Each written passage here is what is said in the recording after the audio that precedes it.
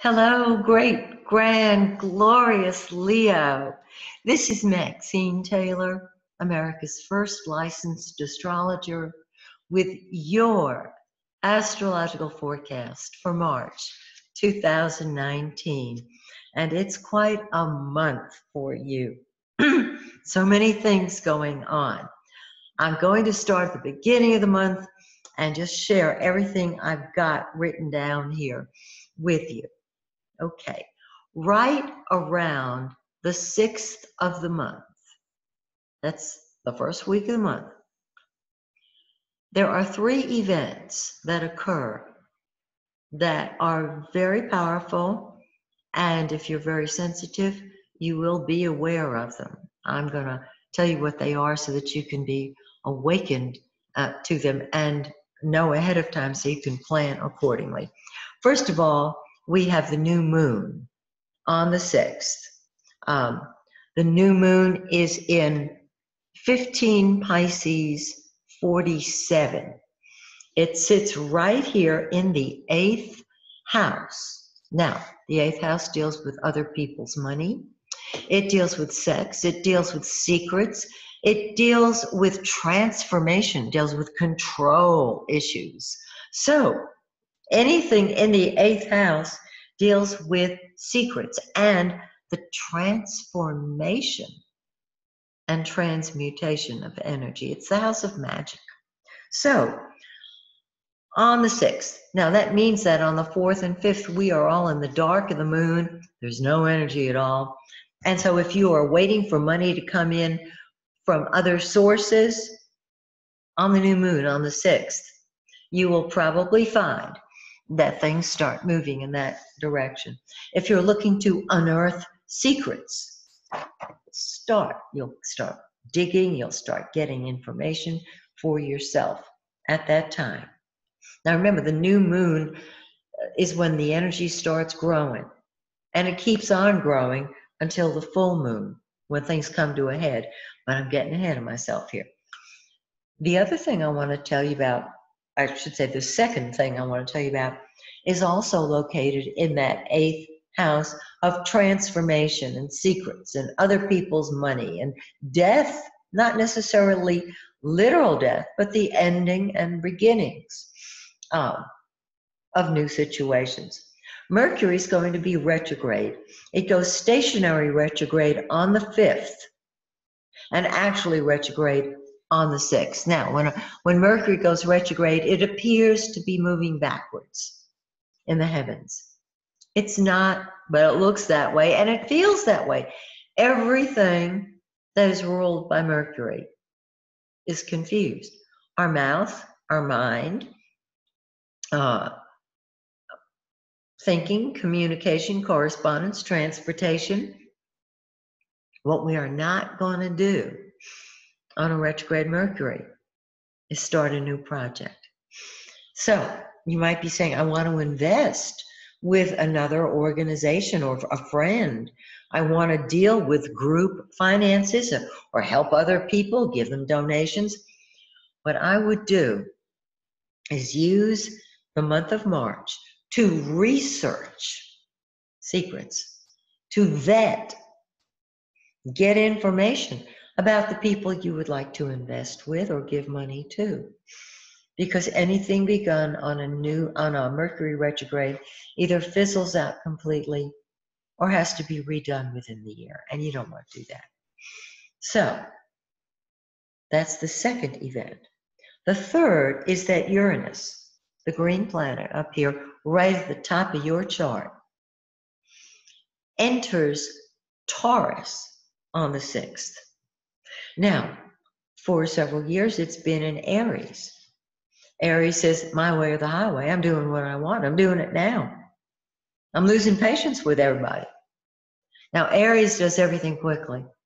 With Uranus in Aries, they acted incredibly unpredictably and really wanted to bust loose. With Uranus in Taurus, Taurus rules money. Taurus rules our values, our possessions. And Uranus is at the very top of your chart. This means your public image is going to be changed, probably for the better, because you are liberated on some level from some position in authority or some person in authority. The 10th house is your career. Now, Mars is there. Mars is saying, go to the top, move upward, throw yourself into your ambitions, put them into action, and you will do that all of March. But Uranus says, yeah, and as the leader, I want to be unfettered and I want to revamp everything and do it my way. Very practically and very logically, because Uranus is in Taurus. Okay? Mars is in Taurus. It's in your 10th house. So you're throwing yourself into your career. So we have the three biggies, the new moon, Mercury retrograde, and Uranus. The three changes going on practically the same day. Okay. Now, the new moon is growing after that, and we move forward. We just start here. This is Venus. This is the planet of love and money and all things beautiful. It's in your 7th house of relationships. And so other people really love you, and you really love them. And because you love them, that helps them love them, so they love you. This is a great time to get out there and be with people. Normally, I would say sign contracts. The 7th house is marriage. You don't want to get married on a retrograde Mercury. If you scheduled a wedding for that time, select another date. If you cannot change your wedding date, get married before Mercury goes retrograde. Let that be your official wedding. And then you can have the Mercury retrograde ceremony. Doesn't matter. So once again, Venus, warm relationships. On the 26th, Venus moves into your 8th house of other people's money, secrets. And that's when you start really rethinking your goals, rethinking love, what you want out of love. Now, the sun is in the 8th house too, and the sun is our ego. And so your ego is undergoing a transformation.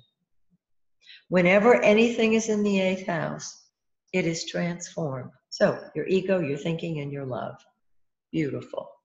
On the 20th, the sun moves into your 9th house of the higher mind. You see the bigger picture. The 8th house deals with secrets, and so you're kind of crossing T's, dotting I's, you're investigating. By the time the sun moves into your 9th house, you see the pieces of the puzzle falling into place. And you're still throwing yourself into your career. So as the new moon grows, it becomes full on the 20th. That's the same day that the sun moves into your 9th house. This full moon is in 0 degrees of Libra. 0 degrees of the sign is the very, very, very beginning of the sign. And this falls on your 3rd cusp of communication, transportation, correspondence, the way you express yourself. And so this is a wonderful time to express yourself, new ideas, new thoughts. Yes, Mercury is still retrograde. So finish that, the world's best novel.